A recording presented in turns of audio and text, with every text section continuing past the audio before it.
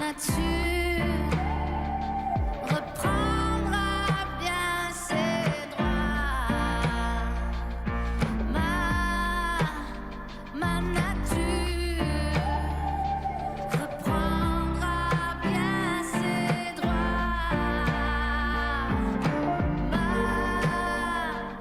C'est un extrait de la chanson Nature d'Ariane Moffat. Elle va être en spectacle lors de Fierté Montréal qui commence dès demain.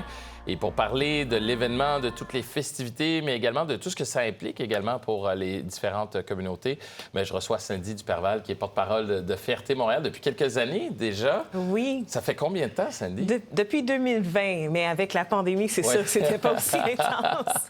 Bien, justement, puis on le dit à chaque fois qu'on parle d'un festival qui est là depuis un bout de temps, on se dit, bien, c'est un retour à pleine capacité enfin, ou c'est un retour tout simplement. Ça fait quoi de voir que Fierté Montréal est de retour depuis, justement, la première fois des 2 dernières années? Bien, ça fait du bien. Honnêtement, je pense que les gens sont bien excités. On sent vraiment qu'il y a une nouvelle énergie dans l'air. Je pense qu'on prendra plus jamais pour acquis les moments qu'on passe ensemble, mais c'est aussi une occasion de créer plus de ponts, plus de dialogue, plus de visibilité.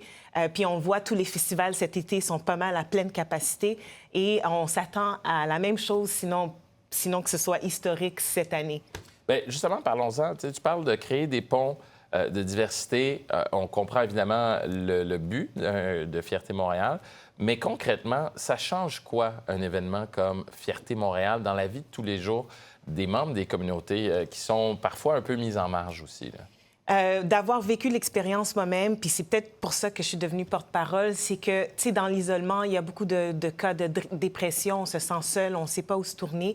Pour moi, je trouve qu'avoir Fierté Montréal, c'est une façon d'aller dire aux gens, justement, qui souffrent encore en silence, que on est là, qu'il y a des gens avec qui vous pouvez partager cette expérience-là, que vous n'êtes pas seul, que des chemins ont été créés, justement, pour vous permettre d'avoir une liberté, d'être authentique, d'être vraiment en famille. Donc, pour moi, Fierté représente ce sentiment d'appartenance, puis c'est pour ça que c'est important de continuer. On a encore beaucoup de défis, mais on a avancé très loin. En dedans de 50 ans, qu'on sait que ça a commencé avec une protestation, puis aujourd'hui, c'est une célébration. Ouais. On sait qu'on a fait du chemin, mais on n'aurait pas pu le faire si on n'était pas ensemble. Bien, justement, parlant de célébration, on parlera après de communauté aussi. Je veux qu'on revienne un peu sur ce qui se passe avec le village aussi, comment Fierté s'est déplacée un peu à l'extérieur du village. Les communautés LGBTQ sont un peu plus éparpillées en ville. Là, on parle vraiment d'une célébration où tout le monde se réunit. Il va y avoir quoi comme célébration? J'ai parlé d'Ariane Moffat, mais le party, c'est quoi, dans le fond, là? C'est sûr. Il y a plus de 150 artistes cette année. L'équipe de Fierté Montréal a mis le paquet. On va avoir Corneille, Dominique Fils-Aimé, Patty Galland. On a aussi beaucoup des membres des communautés, dont le Drag Superstar. Et on va avoir des artistes internationaux, justement. Et ça va vraiment... on prend d'assaut le stade olympique, mais on continue à célébrer dans le village. On a des œuvres chorégraphiques, dont celle de Dave Saint-Pierre, qui a commencé au monastère. Donc, on a de tout pour tout le monde et on a 200 organismes communautaires qui vont être présents dans le village. Donc, on ne part pas du village, on fait juste s'étendre un peu plus.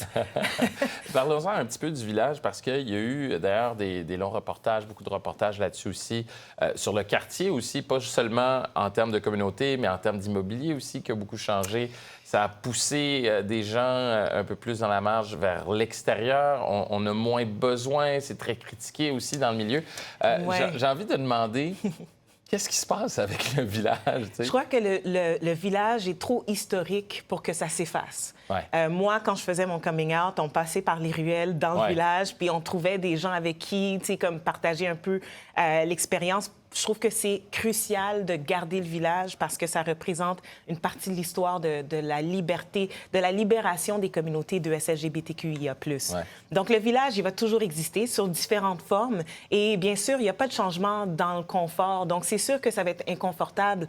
On voit justement que c'est devenu peut-être plus résidentiel, mais l'existence des commerçants, elle est tellement importante parce qu'il y a encore des gens qui vont sortir dans le village. Et c'est important ce qu'on a dit, surtout dans les dernières années, de le rendre plus accessible, plus sécuritaire. Donc, je pense Personnellement, j'espère que ça ne changera pas. C'est juste que c'est un nouveau visage. On vous attend quand même. Tous nos événements continuent dans le village et même après le festival, il va y avoir des activités. On a comme le cabaret Mado. Oui, qui est un classique. Puis il qui faut est que ça historique. continue. Exact, ça ne va pas disparaître. Puis les bars, on en parlait, c'est un point de rencontre, c'est un point... Souvent, pour les gens qui viennent de l'extérieur des grands centres, on commence par là, puis après, on se découvre, puis il y a une plus grande liberté qui s'installe, mais ça demeure, c'est ça, toujours une espèce de... entre l'ombre et la lumière, le village, puis ça ne changera pas. Mais je veux qu'on parle aussi de l'implication communautaire, parce que tu en as parlé, oui, il y a la partie party, on pense à ça quand on pense à Fierté Montréal, mais également beaucoup de soutien communautaire. Oui. À quel point c'est central dans l'événement et c'est central également dans la création de Fierté Montréal, puis dans la continuité, l'implication communautaire? Bien, l'organisation n'existe que pour les communautés. Donc, tous les besoins des communautés sont toujours mis en premier plan. Donc, c'est sûr que, tu sais, quand je parle que la nécessité du village, c'est que là, en ce moment, il va y avoir 200 organismes qui vont venir parler de leur travail à l'année longue. Ouais. Donc, c'est important d'avoir pignon sur rue. Et justement, j'invite les gens à venir parler aux gens qui sont acteurs de changement.